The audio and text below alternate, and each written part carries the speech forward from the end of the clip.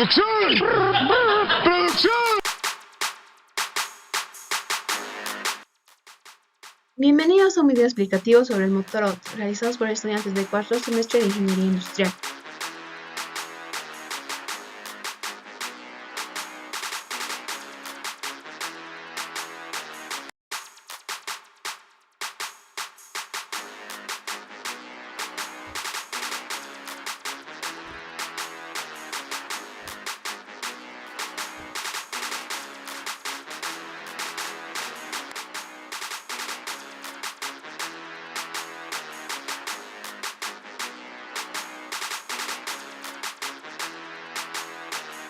Ahora sí viene lo chido. El índice de este video es el siguiente. 1. ¿Qué es un motor Otto? Como segundo punto, aplicaciones industriales. Como tercer punto, las variaciones del mismo. Cuarto punto, las relaciones matemáticas que rigen el motor Otto. Y como 5, un problema de aplicación. Entonces, para entender un poco qué es un motor Otto, debemos entender la historia y quienes lo inventaron. Es así que el motor Otto, o un motor de combustión interna, fue inventado por un ingeniero alemán llamado Nikolaus Otto, quien en 1876 desarrolló y patentó este motor junto con su socio Eugene Lange. Siendo así que este motor fue un hito significativo en la historia de la tecnología y la industria, ya que sentó las bases para el desarrollo de motores de combustión interna, utilizados en vehículos y maquinarias en la actualidad, siendo así que fue uno de los motores de 4 tiempos, entre uno de los primeros, el cual está relacionado con un ciclo Otto, el cual será explicado en los siguientes minutos dentro de este video. Entonces, ¿qué es un motor Otto? Un motor Otto, o también un motor de combustión interna, es aquel que está compuesto por 4 tiempos, que es ampliamente utilizado en la industria automotriz y en diversas aplicaciones que requieren motores de combustión interna ya mencionados. Es así que este ciclo se repite continuamente mientras el motor está en funcionamiento, siendo así que el motor de combustión interna tipo Otto es comúnmente utilizado en vehículos de pasajeros, camiones y otros equipos motorizados, donde la eficiencia y el rendimiento de estos motores han sido mejorados y optimizados a lo largo del tiempo mediante avances tecnológicos y mejoras en el diseño, los cuales serán explicados mejor en el tercer punto, en las variaciones del mismo. Pero para entender un poco más el motor Otto, debemos entender un poco mejor qué es el ciclo Otto. Como podemos ver aquí, tenemos un diagrama de presión versus volumen en el cual se está graficado un ciclo Otto, en el cual del punto 1 al punto 2 tenemos una admisión, del punto 2 al punto 3 tenemos una compresión adiabática donde el calor es cero. Del punto 3 al punto 4 tenemos una adición de calor a volumen constante. Del punto 4 al punto 5 tenemos una expansión adiabática donde el calor también es cero. Y del punto 5 al punto 2, que es igual al punto 6, tenemos una liberación de calor a volumen constante, y del punto 6 al punto 7 tenemos un escape, siendo así que podemos ver que un motor Otto se rige por un ciclo Otto, en el cual está compuesto por 2 procesos adiabáticos y 2 procesos isocóricos, los cuales son muy importantes para la realización de un problema de aplicación y también para entender las siguientes variaciones, los cuales mejorarán el rendimiento, lo cual es un punto importante para entender motores de combustión interna. A continuación les voy a explicar acerca de las aplicaciones industriales de un motor Otto. Bueno, continuando con la explicación de mi compañera, las aplicaciones de motor Otto aplica igual para los motores de combustión interna de 4 tiempos y a los de 2 tiempos. El motor de 4 tiempos consta de 1 o más pistones en un cilindro, cada uno con 2 o más válvulas de admisión y 1 o 2 válvulas de escape. Se denomina así porque su funcionamiento tiene justamente 4 tiempos o 4 etapas bien marcadas, que son la admisión, la compresión, la explosión y el escape. ¡Se está volviendo salvaje! Luego tenemos estas aplicaciones industriales, que pueden ser también consideradas o tienen, una similitud con el ciclo diésel, teniendo en cuenta que el ciclo Otto es utilizado en mayor parte en la industria automotriz para vehículos de bajo peso, ya que normalmente para los de alto peso se utilizan los motores diésel. Bueno, primero tenemos para Este es un motor con vehículo a gasolina tipo Otto. Entonces, por lo tanto, digamos que es nuestra primera aplicación donde tenemos los motores que se emplean a los automóviles, motos y vehículos terrestres. Como aquí recalcamos, no de alto peso, sino de bajo peso, ya que los de alto, como se dice aquí, se utiliza para motores diésel. En aplicaciones estacionarias se emplean generadores de energía eléctrica, normalmente de emergencia. Es decir, que cuando se corta la luz, estos motores van a llegar a utilizarse para no llegar a tener la necesidad de un cortocircuito o se llega a cortar todo lo que se llega a utilizar con nuestros generadores de energía, entrando en funcionamiento estos mismos para que llegue a suministrar la energía eléctrica. También sirve para el accionamiento de máquinas diversas, generalmente cuando no se dispone de alimentación eléctrica, es decir, en campos lejanos o lugares donde no podemos tener conexión a la electricidad. Gracias. Has flipado, ¿eh? Bueno, prosiguiendo con la explicación, ahora les hablaré acerca de los tipos de motores Otto. Dentro del ciclo Otto podemos encontrar dos tipos de motores, que son los motores de 2 tiempos y los motores de 4 tiempos. Los motores de 2 tiempos realizan 4 fases del ciclo termodinámico, lo que son la admisión, compresión, explosión y el escape, en 2 movimientos lineales del pistón. Y los motores de 4 tiempos cumplen también los 4 ciclos termodinámicos, y el pistón hace 4 recorridos completos, por lo que el cigüeñal dará 2 vueltas completas. Como podemos ver acá, estos son los procesos que siguen los motores Otto: la admisión, compresión, explosión y escape. Pero debemos saber un poco acerca del concepto de ellos. La admisión, en esta fase, el movimiento hacia abajo del pistón dentro del cilindro permite que entre la mezcla del combustible y el oxígeno. La válvula de admisión se encuentra abierta y la de escape se encuentra cerrada. Además de que el combustible no entra al cilindro en un estado líquido, sino que más bien en un estado gaseoso, ya que esto mejora las propiedades de combustión. Prosiguiendo, tenemos a la compresión. Una vez el pistón llegue a la parte más baja del cilindro, ambas válvulas se cierran y empieza la carrera en sentido ascendente, como podemos ver acá las flechas en la parte de compresión. También tenemos a la expansión o explosión. Al llegar al punto superior del cilindro se alcanza la presión máxima. Ambas válvulas se encuentran cerradas y esta es la única fase en la que se produce el trabajo. En los motores de ciclo Otto, las chispas son generadas por la parte que es la bujía. Y por último tenemos a lo que es el escape. Este es el proceso final del ciclo Otto y el cilindro viaja de nuevo en sentido ascendente, ya que la válvula de escape se encuentra abierta, expulsando los gases generados lo que es en la parte de combustión.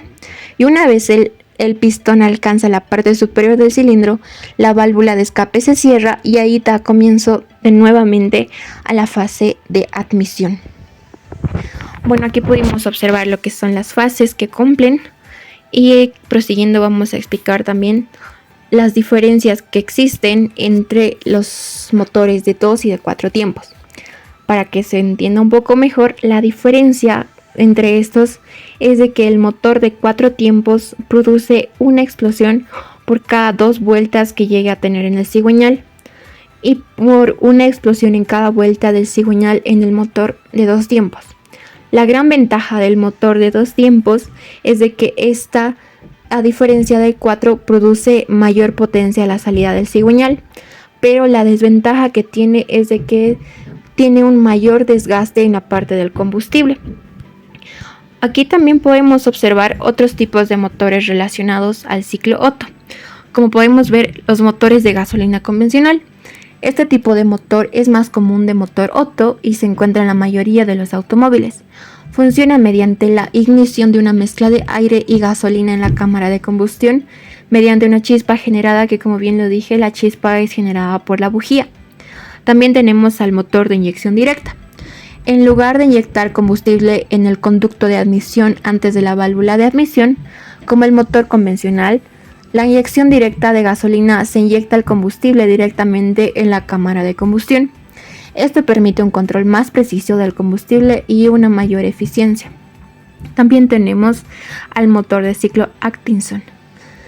Este tipo de motor modifica el ciclo del funcionamiento tradicional del motor de 4 tiempos del ciclo Otto para poder lograr una mayor eficiencia en la combustión.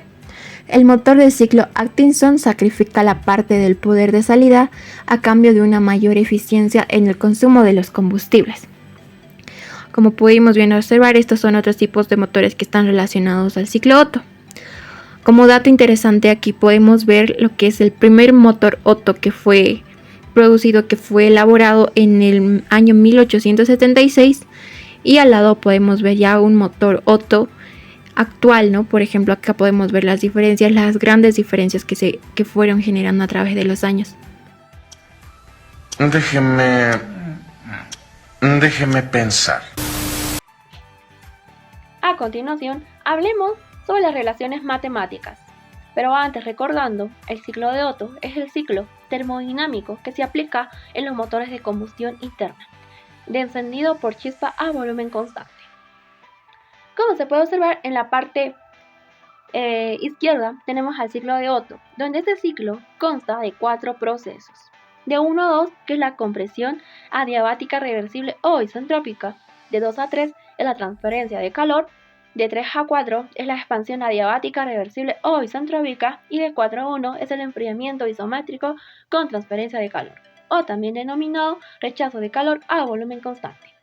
Hay 2 tipos de motores que se rigen por el ciclo de Otto: los motores de 2 tiempos y los motores de 4 tiempos. Ahora veamos las fórmulas más importantes que se van a llegar a usar para este tipo de ciclo. La relación matemática en procesos a entropía constante debe cumplir en los procesos 1 a 2 y 3 a 4, donde nos indica que la temperatura A sobre la temperatura B es igual a la presión A sobre la presión B, todo elevado a K-1 sobre K, donde K es el valor constante que lo vamos a conocer más adelante, igual al volumen B sobre el volumen A, todo elevado a K-1. También tenemos la ecuación general de los gases, donde esta ecuación relativamente es muy conocida, pero debe estar en los procesos 2 a 3 y 4 a 1. El Power Atom. La presión sobre la temperatura es igual a la constante. Aquí también ya tenemos otras relaciones matemáticas que igual son muy importantes. El calor añadido al ciclo es igual a la masa admitida por la capacidad de calor bajo volumen constante por la diferencia de temperatura 3 menos la temperatura 2.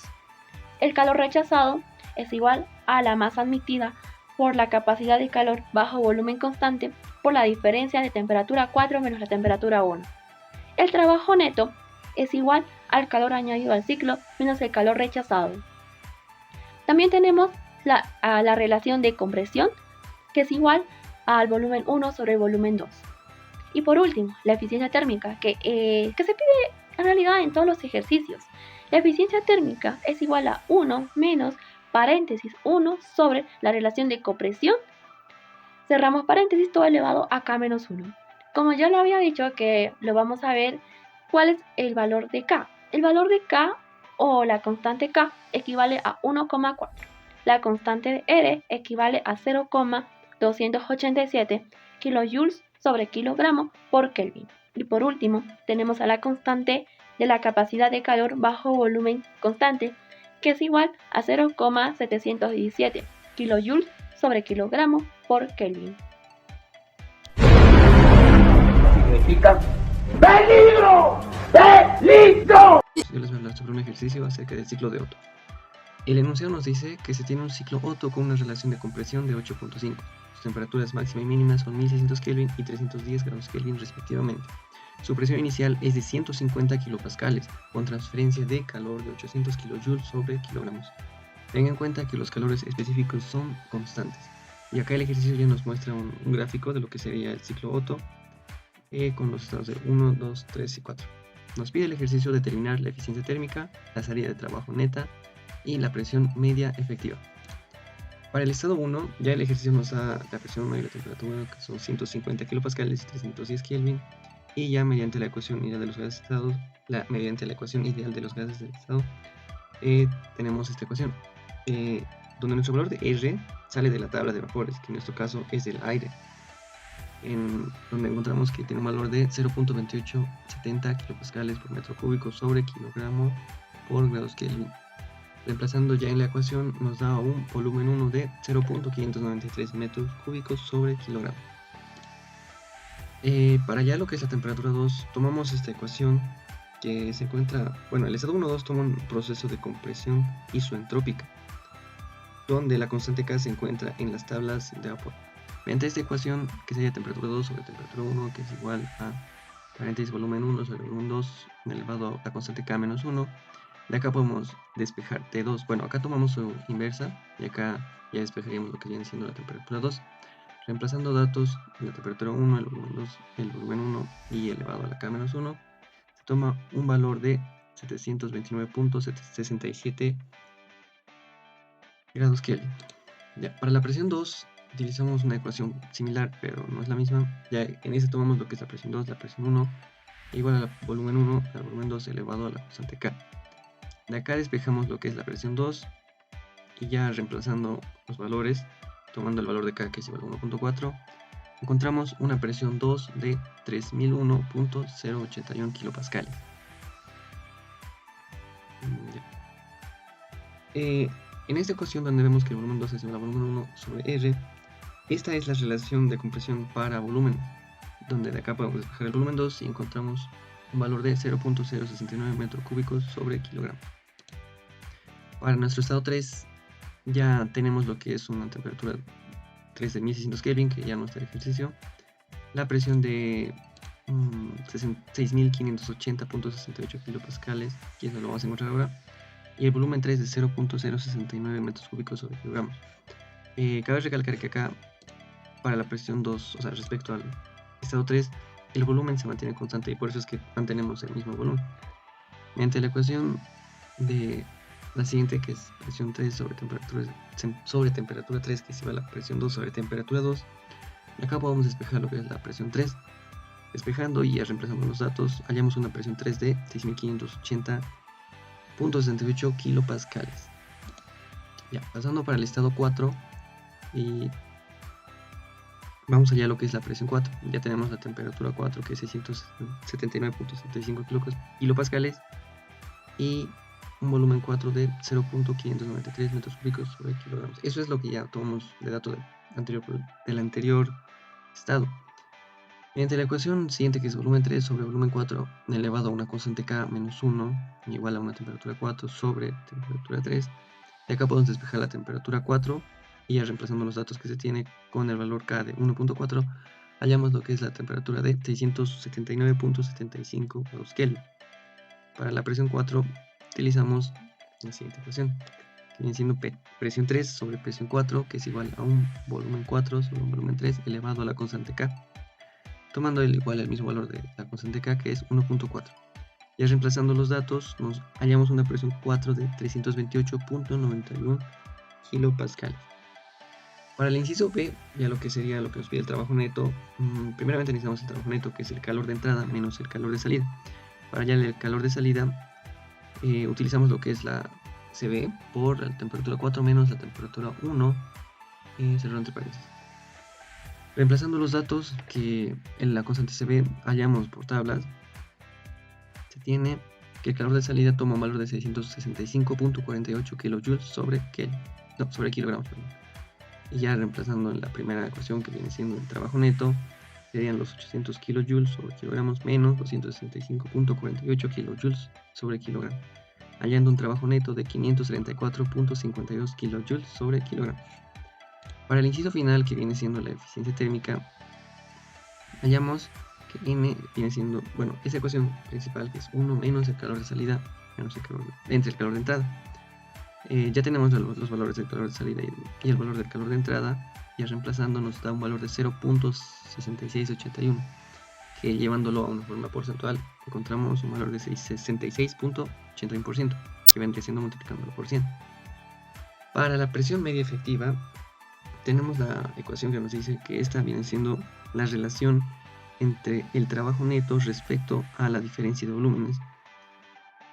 Ya reemplazando la ecuación tenemos que en el numerador, que son 534.52 kilojoules sobre kilogramos, que viene siendo el trabajo neto, sobre 0.593 metros cúbicos sobre kilogramos, que es el número 1, menos 0.068 metros cúbicos sobre kilogramos.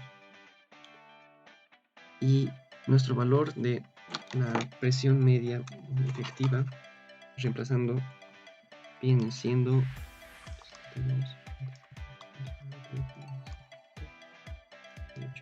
este toma un valor de 1018.13 kilojoules sobre metros cúbicos. Eso sería la conclusión del ejercicio. Gracias.